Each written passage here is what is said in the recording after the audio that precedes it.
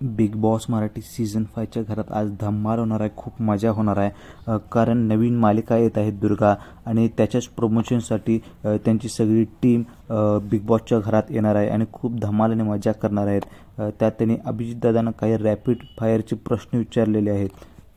जाणून घेऊया काय आहेत ते प्रश्न. जर तुम्हाला टीम बी मधून कोणाला काढायचं असेल आणि टीम ए मधील कोणाला ॲड करायचं असेल तर कोणाला करणार, असा तो प्रश्न होता.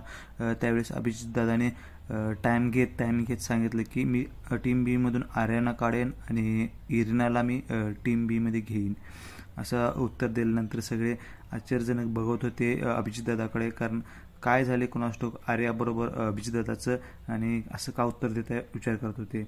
त्यानंतर दुसरा प्रश्न असा होता की निक्की तांबोळी आता जी कॅप्टन आहे आणि अंकिता झालेली कॅप्टन, ह्या दोघांमध्ये तुम्हाला बेस्ट कॅप्टन कोण वाटते.